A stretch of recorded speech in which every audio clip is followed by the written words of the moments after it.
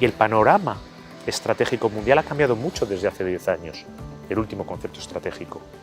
Se va a actualizar, se va a mirar hacia el flanco sur, se va a dar una respuesta a esta amenaza que ha crecido por parte de Rusia. Esta es una cumbre de la que la seguridad de los españoles va a salir reforzada y es más, esta cumbre de Madrid también demuestra la fuerza de la política exterior española. Madrid, España, van a ser el centro del mundo en los próximos 2 días por el número de jefes de Estado y de Gobierno que se van a concentrar y por las decisiones tan relevantes que se van a tomar. La cumbre de Madrid, cuando lo miremos con perspectiva histórica, estará al nivel de la cumbre de Yalta o de la caída del muro de Berlín. Esos momentos en los que se empieza a diseñar lo que es un nuevo orden que justo ahora empezamos a vislumbrar. Yo creo que podemos ser optimistas de que muchos de los objetivos de España ya se perfilan como objetivos cumplidos. En primer lugar, tiene que salir una respuesta clara al desafío que representa Rusia con respecto a nuestra seguridad, que en este caso es la seguridad del flanco este. Yo creo que el hecho de que tantos jefes de Estado y de Gobierno, los aliados de la OTAN, pero también nuestros socios europeos que no son miembros de la OTAN, los llamados AP4 que vienen del Indo-Pacífico, todos ellos presentes aquí, es ya una prueba de que esa respuesta va a salir. En segundo lugar, España es un país especialmente bien situado para comprender los desafíos que provienen del flanco sur, la necesidad también de que la OTAN mire hacia el flanco sur y contemple esas amenazas. Yo creo que el hecho de que mañana la cena de ministros de Asuntos Exteriores se vaya a centrar específicamente en los desafíos del flanco sur y el hecho de que una de las sesiones de trabajo de los jefes de Estado y de Gobierno trate sobre la vecindad sur, demuestra que ese objetivo se va a cumplir y yo creo que el concepto estratégico lo va a reflejar. En tercer lugar, que haya un diálogo entre la Unión Europea y la OTAN. Hoy más que nunca estamos viendo cómo para hacer frente a los desafíos a los que se enfrenta la seguridad euroatlántica es necesario el trabajo conjunto de ambos. Si tomamos el ejemplo de la agresión ilegal de Rusia a Ucrania, es la fuerza disuasoria de la OTAN unida a las sanciones económicas de la Unión Europea, la que están protegiendo a los españoles y al resto de los europeos. Y yo creo que esa cena euroatlántica que se va a celebrar mañana en el Museo del Prado entre jefes de Estado y Gobierno, que es la primera vez en la historia de la OTAN que se celebra, todos los aliados de la OTAN y todos los socios europeos no miembros de la OTAN también nos garantizan que eso va a estar ahí. Y finalmente, el principal objetivo, trasladar la unidad. La unidad está siendo la mejor herramienta, el mejor instrumento para hacer frente a todos los desafíos en el flanco este y en el flanco sur y para garantizar lo que queremos los españoles, lo que quiere el Gobierno de España y lo que quiere la Alianza Atlántica, la paz en Europa y la paz euroatlántica. El compromiso que se adquirió en la Cumbre de Gales de alcanzar el 2% es un compromiso asumido por España. Y, por supuesto, tanto el presidente del Gobierno como la ministra de Defensa hacen la planificación que sea necesario para ello. En estos momentos, evidentemente, el incremento de la necesidad de proveer de seguridad a la OTAN y a los españoles, porque al final la OTAN es la mejor protección que tiene España y los españoles frente a los enormes desafíos militares y de amenazas híbridas a los que nos enfrentamos. Por supuesto, ahí el presidente y la ministra de Defensa trazarán el calendario que consideren oportuno. La OTAN adapta su generación y despliegue de fuerzas al nivel de amenaza al que nos enfrentamos. Y una cosa debe de quedarle clara a los españoles, eso se hace por un único motivo, protegerles. Proteger a los españoles de cualquier amenaza. Y España, como país miembro de la OTAN, será solidario al nivel que le corresponde. De la misma forma que si España lo necesitara, el resto de países sería solidario con España. No tengo la menor duda de que la OTAN va a defender cada centímetro de la integridad territorial de cada uno de los aliados. La OTAN no sitúa ciudades en sus conceptos estratégicos. No sitúa Ceuta y Melilla, pero tampoco sitúa a las ciudades fronterizas de Lituania o Letonia con Rusia, que en estos momentos están mucho más amenazadas. Nadie pregunta si Vilnius o Riga van a aparecer en el concepto estratégico. Por lo tanto, yo creo que es un falso debate, porque es un debate que es claro. La OTAN defiende la integridad territorial, cada centímetro de la integridad territorial de los aliados. Hay un diálogo en marcha entre Suecia y Finlandia y Turquía, y nada más normal que esta cumbre de Madrid, que va a ser una cumbre histórica por muchos motivos. Uno de ellos es porque hay dos países de una tradición inveterada, que es casi una seña de identidad, su neutralidad como forma de proteger a sus ciudadanos, que han considerado que ante la agresión rusa al flanco este, la neutralidad ya no protege y piden entrar en la OTAN. Y España apoya de manera clara, firme, decidida, que estos dos socios europeos, dos democracias consolidadas como son Suecia y Finlandia, integren la familia de las democracias que es la OTAN. Y al mismo tiempo todas las inquietudes de seguridad que tienen todos nuestros aliados en la OTAN, incluido Turquía, tienen que tener una respuesta. Por lo tanto, nos parece totalmente normal que Madrid sea el marco hoy y a lo largo de todos estos días para acercar posiciones.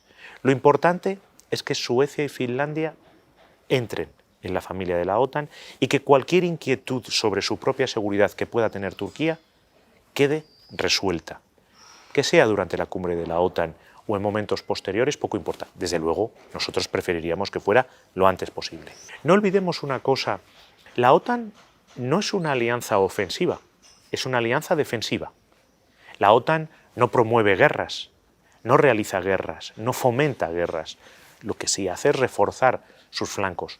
Por lo tanto, cuando nos referimos a una integridad territorial, es claramente de los territorios de los aliados, cada centímetro de los territorios de los aliados.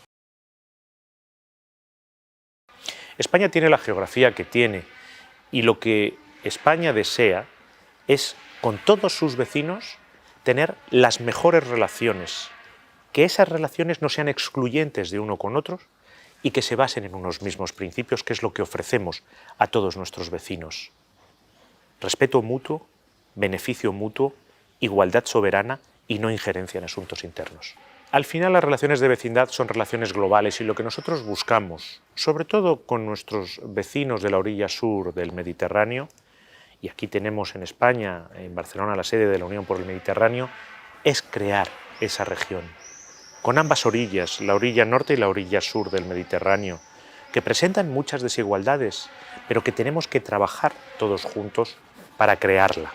Y en estos momentos, desgraciadamente, la agresión rusa a Ucrania hace que los flujos energéticos en muchas ocasiones se utilicen como una forma de presionar las soberanías de los estados.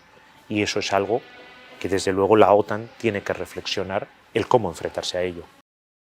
El asalto a la valla de Melilla se ha saldado con una tragedia humana que a todos nos conmueve, pero hay una complejidad en la gestión del fenómeno de la migración irregular que hace que los países de llegada y los países de envío y tránsito de migrantes irregulares tengamos que estrechar todavía más nuestra cooperación para que el Mediterráneo y el Atlántico no sean, verano tras verano, la tumba de tantas personas desesperadas que lo único que buscan es tener una vida mejor, que como hemos conocido hoy en Texas, porque es un fenómeno global, no aparezcan 46 emigrantes irregulares muertos dentro de un camión.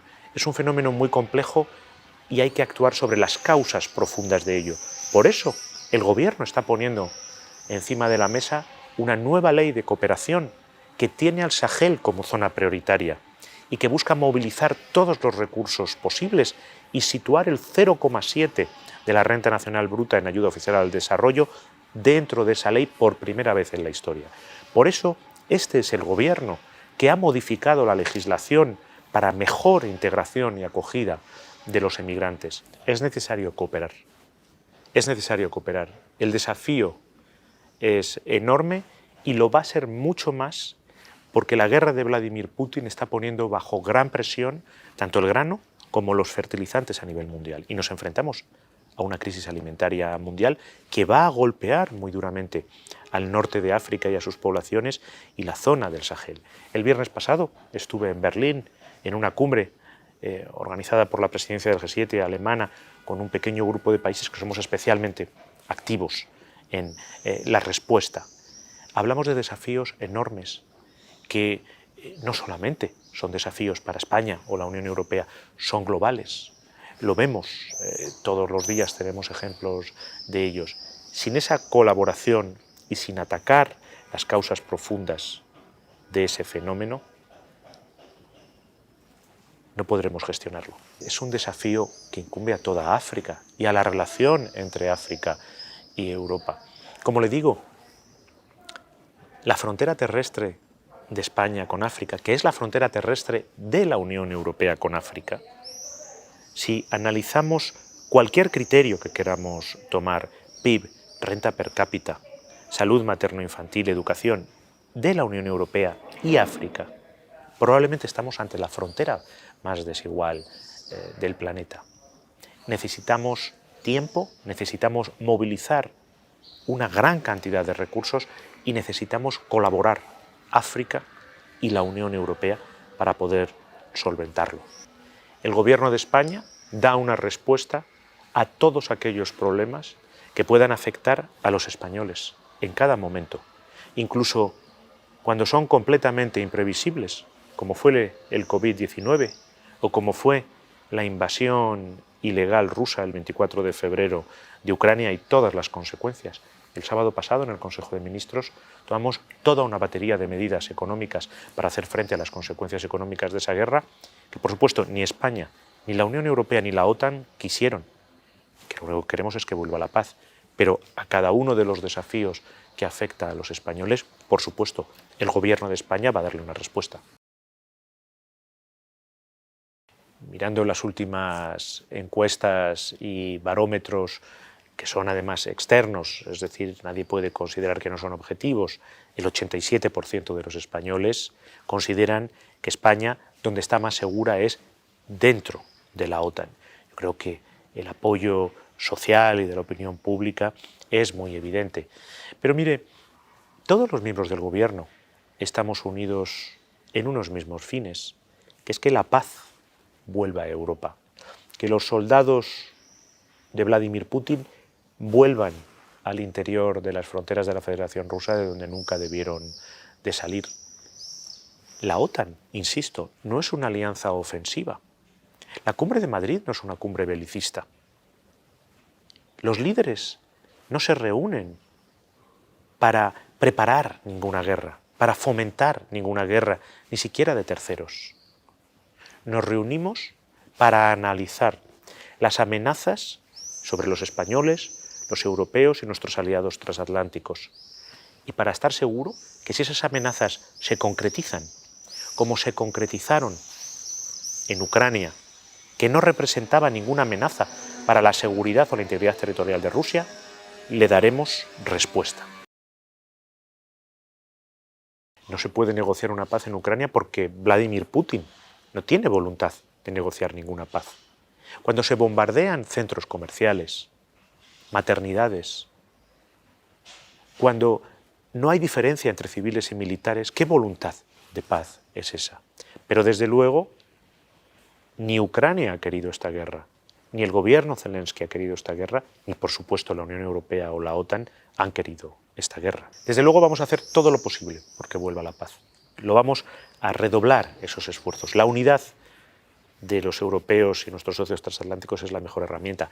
El presidente Zelensky está invitado a participar, lo hará más que probablemente por una videoconferencia por las dificilísimas circunstancias que está viviendo, y habrá una sesión en la que se tratará sobre Ucrania. El objetivo de esa reunión, el objetivo de la invitación al presidente Zelensky de participar en esta cumbre OTAN es eso, es pensar entre todos cómo podemos más eficazmente hacer que vuelva la paz a Ucrania. Pero también no hay que olvidar, y hay que dejarlo muy claro, que la paz no exista en Ucrania, que la guerra haya vuelto a Europa. Tiene un único responsable, Vladimir Putin, y necesitamos que él participe también de ese mismo espíritu y que los soldados rusos vuelvan a las fronteras de la Federación Rusa.